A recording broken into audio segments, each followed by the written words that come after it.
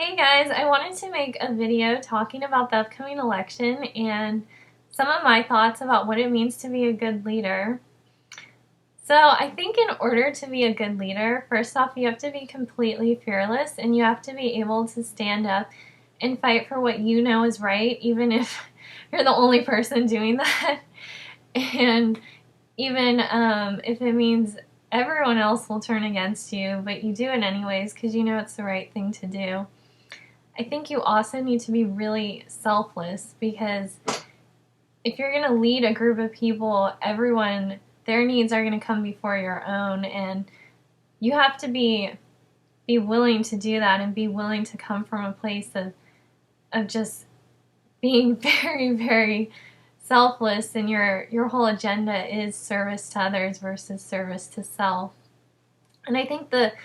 last thing, and probably the most important point in order to be a good leader, is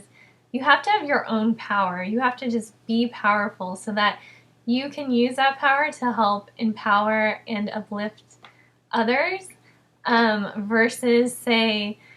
being in a position where you have to actually ask people to hand their own power over to you in order for you to be their leader and to guide them. I think anyone who has any real power doesn't need to do that. Instead, they can just be powerful, and they can come from a place of using their own power to help empower others so that they are leaders in their own lives, and they use it to make sure everyone becomes a leader, and everyone can be in the position that they're in versus they're up on a pedestal and they kind of control everything, and they dictate people's lives and decide what is best for people versus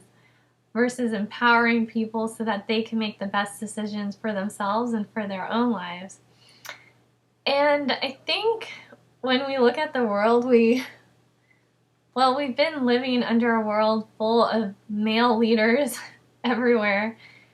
And then you look at the state of the world, and this is what they've created as men. I mean, there's so much violence and war and poverty. And if we're going to get out of that cycle of this constant abuse and oppression, we need to start looking towards a new group of people who didn't actually create any of these problems, to help lead us all out of them. And that group of people is definitely women. It's every single woman in your life. She has the power to lead us all out of this cycle and to lead us into something new and something that doesn't have any of these issues, because we were not the people who created them. We did not create the systems that have been sustaining these problems. We didn't actually have any say in that, and the male population hasn't exactly been working with us to try to eradicate these systems that sustain all this stuff so that we can permanently end violence, war, and poverty, which is entirely possible. And it's very easy, especially if you look at women and you look at all the work we do anyways, and how committed we are as an entire collective to peace and to compassion and love, and the way we conduct our lives. And we are definitely such great inspirations for everyone on this planet, and for everyone to aspire to be more like us, and to look to us to guide them and to lead them and to help empower them. And we alone have the power to completely break through all these cycles of abuse and oppression, and to lead the entire planet into something new. And as women, we really need to be looking to ourselves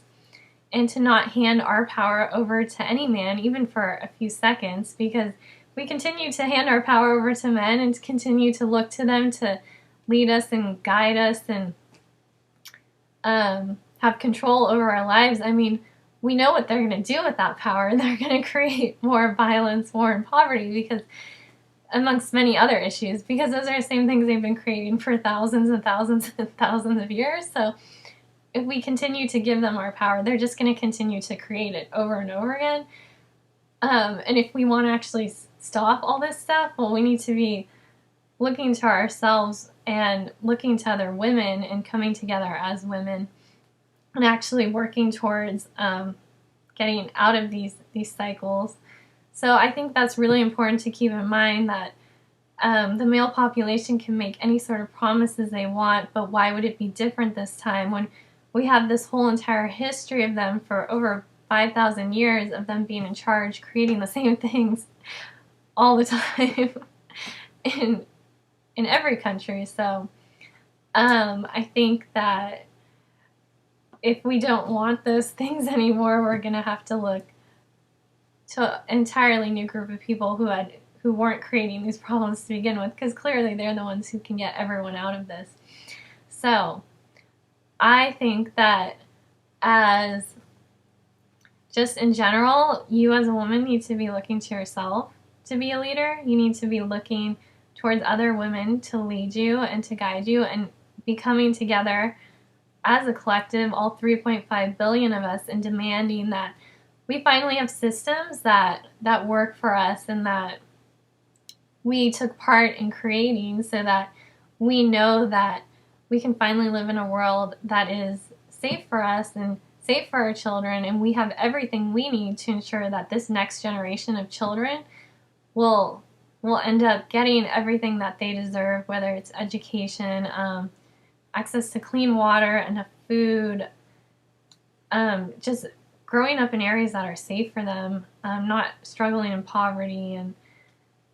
a lot of these issues, I mean, these issues we have everywhere. And it's really up to us as women to do that, because we're the ones who want all this stuff for ourselves, and we want our children to have all that, and we're never going to have it if we're not the leaders, and we don't have access to all the resources we need in order to bring all of this stuff onto this planet and to ensure that it stays here. And I personally can't even begin to describe how much I believe in every single woman and girl on this planet. I mean, I know she can do it absolutely 100%, lead everyone. And I think I will leave you with this last thought. So if you look at a woman versus a man just on the energetic level, like the energetic plane, a woman standing in her power, this is how much power we have in our bodies, is equivalent to about 10,000 men standing in their power. And that is, I mean, it's just, the amount of power we have in our bodies is unbelievable, and it is long overdue for us to reclaim that and to embrace it and to use it for the greater good of all, and to ensure that we can finally create the world that we've always dreamed of and that we want, and to get the entire planet out of these cycles that have just been created over and over again. So I'll leave you with that last thought. Look to yourself to lead and guide you. Look to other women to lead and guide you, and focus on empowering yourself and empowering other women and girls, and never hand your power over to anyone, but especially never hand it over to a man or a group of men. Don't do it. Keep it for yourself. It's your power and it belongs to you.